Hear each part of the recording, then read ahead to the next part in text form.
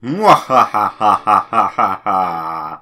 Hi, I'm Graham from Second Era of Moles, and if you clicked on this video accidentally, 90 seconds is all I ever ask. Welcome back to another week that was on Pokemon Masters X. The evil laugh at the beginning marks the beginning of the Villains era. So we've got a Villains arc launched from Team Rocket from Kanto taking over. We've had the Champion Stadium as always. We've got our third Giovanni event come up and running. So let's get into it, shall we? I'm just going to say at the start that if the video looks like it's weirdly cut in some places, I've had a bit of a cough and a cold the past few days, so it's probably that I've had a massive coughing fit and I've had to cut around that. And that, in the industry, is what we call giving yourself carte blanche. So for the Champions Stadium, we're in the Johto region again. This week is our second to last week, so next week will be the last week, and then the week after we'll move on to probably Unova. I hope we get some new regions for the Champion Stadium before the end of the year as well. That would be cool, I think. So in round one, your condition is don't let any of your sync pairs faint. I took on Bruno for this one and went with the triple support team of Dawn and Torterra, Sabrina and Alakazam, and Xerneas and Sycamore. Bruno's weak to fairy types this week, so Xerneas is in there as your main striker. Dawn's there for attack, siphon, and Sabrina's there for reflect and sixth sense. Make sure that you've got that stats reductions on so that attack siphon can come in and reduce Bruno's damage. With reflect as well, he shouldn't be hitting you too hard. So in the first phase, you want to be Dazzling Gleam with Xerneas, you're raising defense with Dawn, you're raising crit hit rate with Sabrina. That first sync move goes to Xerneas to get all of those stats boosts that come with the sync move, as well as the healing and the move gauge refresh. In the second round, you'll want to be putting a reflect on to reduce your damage coming in. Dawn and Torterra by that stage have probably run out of X special defense, so they're using Razor Leaf. Xerneas is using Horn Leech or Moonbeam, it depends how much health he has. And then you're trying to get down to that second sync move, which is going to go to Dawn because she's 6x. I have now got Sabrina at 6x, but it came after I did this round, so maybe next week we'll see her in her new costume. I wasn't quite quick enough with my good as new, so Hitmonchan came in with a close combat and took out Torterra, which was unfortunate. I managed to take out Hitmonchan very quickly after that though, so it wasn't too bad. And then Xerneas just dominates the sides. If you're feeling particularly sadistic, you can take out the sides first and make Hitmonchan really sweat behind its boxing gloves. You could probably do this without having any of your sync pairs faint if you're smart with your usage of Good as New, The World is Vast, and Sixth Sense, because there's quite a lot of healing options that you can get from this one. But yeah, Bruno goes down quite easily. He gets knocked out in first or second round. Round 2 was probably the most difficult round of the week for me. I chose to take on Karen for it. She was weak to bug types, and the condition was your status conditions get a boost. So the team I ended up completing it with was Viola and Masquerain, Lusamine and Pheromosa, and Cygnus Blue and Blastoise. So it took me quite a few tries to get it right. The overall strategy was to set Trap and then use Struggle Bug to reduce special attack with Viola, use Water Pulse to boost the team's special defense through Blastoise's passives, and then have Lusamine come in as your striker and be doing lots of damage. And yeah, it worked, but it wasn't a flawless strategy. So you start off, you use there with Lusamine, you use Infestation to get Trap onto Umbreon.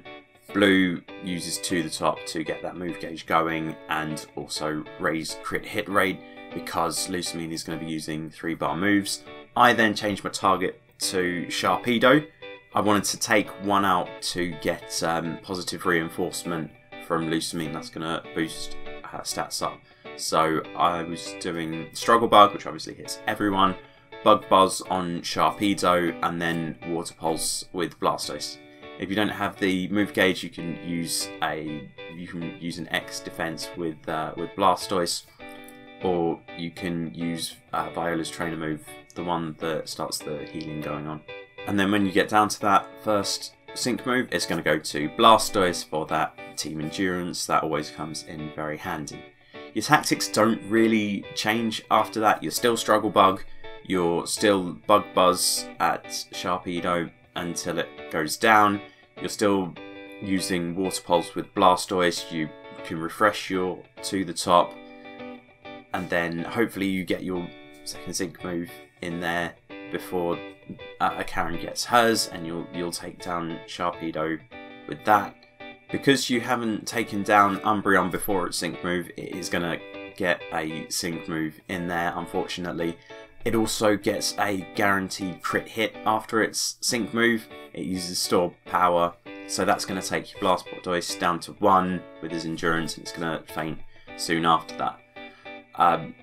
That's a blow, but it's not going to turn the battle on its head, because by this point you should be attacking Umbreon again. Your stats have been raised, so you can either do Bug Buzz or Lunge, and that will be doing quite a lot of damage at this point. You might even get in that third sync move, and that will definitely take Umbreon down. Viola is actually quite tanky, and because she gets passive healing as well, she's going to stay there for quite a while. I think that both of them were actually still standing when I completed this one. And then when Umbreon goes down, you put Trap onto Reuniclus, and 1 or 2 attacks, a couple of trap damages inflicted on itself, that want to go down as well. So you can say to Karen, was that entertaining enough for you? When you get on to round 3, you get a physical attack boost. I chose to take on Koga for this one. He was weak to ghost types, so my team was Morty and Drifblim, Starmie and Misty, and then Hilbert and Oshawott. I know quite a lot of people used Anniversary Lily and Lunala for this one. I stuck with the Tried and Trusted because I definitely have Morty at 6x. I definitely don't have Lily at 6x. So the idea is that Morty is your main striker and sync nuker. You've got Hilbert in there to raise speed, attack, crit hit rate, and then get that 6x sync move in there. Misty's in there to raise special defense and also raise evasiveness and do a bit of casual healing in there as well. So you start off Pierce the Veil with Morty, raise speed and the other stats with Hilbert, use special defense with Misty, put a Catch Us If You Can on Hilbert and then another one on Morty, because I have Morty gridded with Blind Spot, so the more his evasiveness is raised, the more damage his sync move does. That first move goes to Oshawott and Hilbert, or Samurott if you have it evolved. In that second phase, you're using Shadow Ball, you're using Bubble Beam with Misty, and you're using Waterfall with Hilbert to try and get some flinching in there. And it's all about getting down to that second sync move. When it came, I used Morty for it, and because I raised his evasiveness so much, it wiped the other team out. And it was like, boom, there we go. Remember that when Will has Xatu, usually it has Impervious, so you can put no stats reductions on there and it's an easy 100 points. Finally, in round 4, your field effects are permanent. I saw Koga was weak to fire types, so it was like, yeah, this is the case for a Burn It All Down Sun team. So in the end, that team was Leon and Charizard, Blaine and Rapidash, and Skylar and Swanna. You set the Sunny Day as soon as you can. After that, you can set a Fire Spin on Koga's Ariados to do a bit of trap damage. I would use a Striker Pose first with Leon. That's going to boost his stats and give you a free move. Swanna is using Taking Flight to boost speed and defense, and then you use that free move for an Inferno. That's going to put burn damage onto Ariados as well. And because Striker Pose gets a sync move countdown as well, you don't have to use as many moves to get there. When you get to that first sync move, you can use either Skylar or Leon. Leon doesn't have a Mega Revolution, but his sync move hits hard, so it's up to you which one you use. I went for Leon though. Not sure if that was a better or worse idea. The main downside to this one is that Koga is going to put up a crit hit shield before his sync move, and with the permanent field effects that is also going to become permanent. So whereas you might have been doing 6k damage with a crit hit, that's going to go down to 2k damage. So your damage output is going to slow down. It's not necessarily going to stop you from winning the battle, especially if you've got a strong fire type striker, because you've got Skylar with her potions to keep that health topped off. And Leon hits pretty hard anyway. So I think it took me 3 sync moves to get through this one, which isn't an unreasonable amount of time to get through it. So just keep burning and burning the fire. Let the fire consume them. It's like Melisandre always says, death by fire is the purest death. Having proven your worth against the Elite Four, you can then take on the champion that is Lance. So Lance's permanent condition is a move gauge boost. I chose the optional one of permanent field effects as well, because Lance was weak to electric types and I have Volkner. So it's like, well, you set electric terrain and let your striker go to work on him. So my team was Volkner, and then Zebstrika and Alisa and Jasmine and Steelix. So as I said, Volkner sets electric fields, Zebstrika boosts her speed and then comes in with big sync move, Jasmine's 6x support.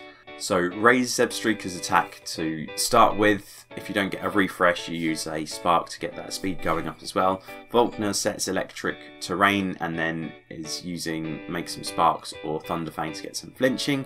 Jasmine is raising defense, maybe using a gyro ball in there as well until you get down to that first sync move. Going to go to Jasmine because she's going to use that 6x boost. It's also going to refill the move gauge and give her some healing. Then through the second phase, you're using Spark all the way with Zebstrika, hoping to get a boost on that speed as well. She has inertia on her grid, so that makes her sync move much more powerful. Because of that, you probably don't have many standfasts in there, so you don't want to be using Wild Charge. You can put an Electrify on her before her sync move to make sure it's going to be a crit hit when that comes. Volkner hopefully gets some flinching in there with his Thunderfang as well, and Jasmine's got that clang to keep that move gauge up and up, and also to protect against critical hits.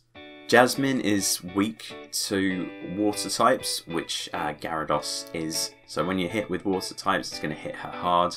Hyper Beam is also going to be a major factor onto her. She's going to be taking some big hits this week.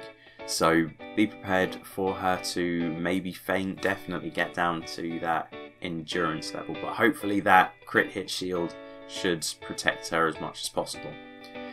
But when you come down to that second sync move, it's going to go to Zebstrika. This is the first week, I think, since I upgraded to her to 6x that I've been able to use her as my striker. So when that sync move comes, it is just going to wipe Lance out, and he's not going to stand a chance. It's going to do like 25, 27k damage to all of them, which is beautiful to behold.